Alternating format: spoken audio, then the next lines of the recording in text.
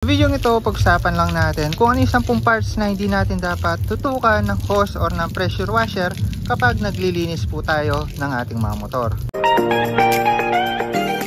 So ginawa po natin tong video na ito for idea na rin po at awareness para po sa mga nagdi-DIY na nagmo-motor wash ng kanilang mga motor. Dahil may mga parts po tayo dito na hindi po pwedeng tutukan o basain dahil may possibility po na magka-short circuit o masira yung parts ng ating mga motor. Actually may naunang video na po tayo dito pero ngayon gagawa tayo ng updated at dito tayo sa version 3 ng Click. Unang parts na wag natin tutukan at basain ay yung part ng ating susuyan. So sa version 3 alam naman natin di susi yan or kahit sa ibang mga motor.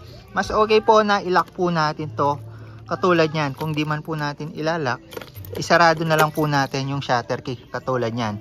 Para nang sa gayong katagalan, hindi po mag-stack up yung ating mga susi at magkaroon ng problema sa pag-start ng ating mga motor. So kapag naka-open kasi yan, talagang mapapasukan yan ng tubig. Possible ma-stack up yung susi natin, mga lawang yung loob niyan. So basically, pag magmo-motor wash po tayo, lock lang po natin yan at tanggalin natin yung susi. Pangalawang part naman po na hindi ko tinututukan ay etong part na to. Hindi ko po dinedirekta yung hose po dyan kagaya nito, lalo na kung malakas po yan. Kapag nililinis ko tong ulo, itong part ng ulo natin, pag ganyan lang yung tama ng hose natin. Hindi ko siya tinututukan papunta dito, lalo na kung pressure hose yan, malakas. Papasok po dito sa loob yung tubig at pwede pong magkaroon ng problema sa panel po natin, lalo na't maraming wiring po dito sa loob. So hanggat maaari, dito lang yung tutok ng hose po natin. Ang tatlong part naman na hindi natin tutukan or basain ay itong charging port po natin, lalo na't kung nakabukas po yan. Pero sino nga ba naman yung magtututok ng hose dyan? Pero malay natin, baka makalimutan nyo, so paalala na lang to. Make sure na lang po natin na laging nakasara to para hindi mapasukan yung charging port dyan. May wire din po dyan, pwedeng mag short circuit. Also, syempre pala, baka masira yung charging port nyo, hindi nyo na rin magamit yan. Ang apat naman po natin ay itong part na to, yung loob na yan. Huwag natin tutukan na ganyan. Ayan, demo ko na sa inyo, huwag nyo ganyan na yan. Kasi diretso po yung tubig papunta sa ilalim, which is maraming wire po dito sa part na yan, sa ilalim. Kapag binasa naman po kasi natin dito yan, hindi naman po siya re-recta, papasok dito. Ngayon, kung itututok po natin katulad ng ganyan, papasok po yung tubig diretso sa mga wire po natin. Malilinis naman po natin itong part ng motor natin kahit dito lang natin basain at wag po natin o iwasan na lang natin itutok dito sa leeg. Makikita nyo kasi yung gap na yan napakalaki, di ba? Kahit itutok nyo yan dito sa taas, hindi malalagyan yan unless itutok nyo po siya dito sa pinaka gitna or sa gap. Panglima naman po na hindi natin dapat tutukan, halos same thing lang po dito sa leeg po natin, ay itong part na to. And itong part na to sa ilalim, nandyan po kasi yung may part ng ECU. Ngayon kapag medyo marumi po yung mga wire dito, tinututukan ko po yan dahan-dahan pero hindi ko po siya binababaran ng todo dahil kapag nababad po yan, may part po na pwedeng masira yung ECU kasi may connector siya doon papunta sa stator natin. Ganyan yung nangyari sa Click 150 natin. Ulan nun at nabasa, napuruhan yung dito sa may part ng ilalim. Parang sakit yun at nasira po. Hindi po nag-start yung motor ko dahil naapektuhan yung papunta sa stator. Hindi siya umiikot. Hanggat maaari, daplis lang dito or kung pwedeng punasan, mas okay. At huwag nyo nang paabutin dito sa taas. Makikita nyo, yan na yung part ng ECU natin. Though may cover po siya dito na plastic, pero kapag napuruhan po natin yan, baka may makapasok na tubig at may mga connector po sa ilalim yung ECU natin. Baka maapektuhan yun. Dali po tayo, gumastos po tayo ng malaki, lalo na't napakamahal po ng ECU. Ako pag naglilinis, daplis lang ng ganyan, hindi ko na binababaran, lalo na't kapag nalinis na, okay na ako doon. Anim naman po itong butas ng tambucho natin. Baka po kasi may magsabi, may exhaust naman po yan, may labasan ng tubig.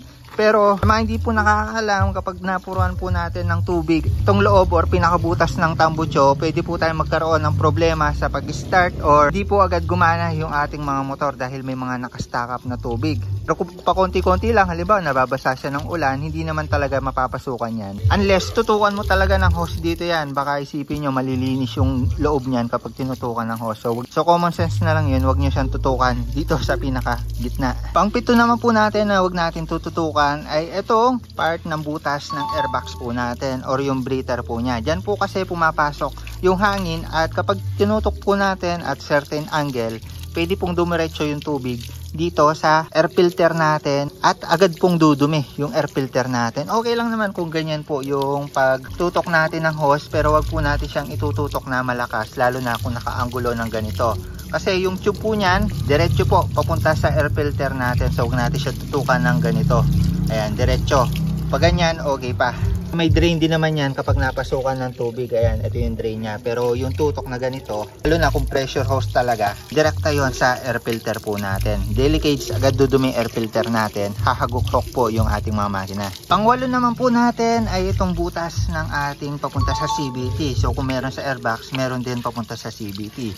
Though hindi po siya direkta papunta sa ating mga pulley or sa parts. Pero wag po natin ide-direkta yung tutok ng hose papunta dito sa butas. Pwede naman yung ganyan lang, pero wag po yung tutok na papunta talaga dito sa loob, kasi baka hindi nyo makita or hindi nyo mapansin na papasukan na pala yung part na to. Mas okay yung tutok nyo ng hose lagi pag dito sa part na to is from dito sa taas para hindi siya mapasukan. Siyam naman po dito sa part na to, dito sa part ng lock ng upuan po natin. So baka po may mga naglilinis dito sa ilalim ng seat po natin at nagtututok ng tubig. Dito sa part na to, okay lang naman mapasukan yan. Dito sa butas ng ating mga grab bar, kasi diretso naman yan sa ilalim. Ayan, katulad yan. Pero dito sa part kasi na to, bakal po yan, at kapag nangalawang katagalan, i-stack up po yung pag-lock po ng ating mga upuan. Kung kaya naman hindi ko po tinututukan ito ng hose or ng tubig. Ang sampo at huling di natin dapat tutukan ng hose or ng pressure washer ay itong part na to,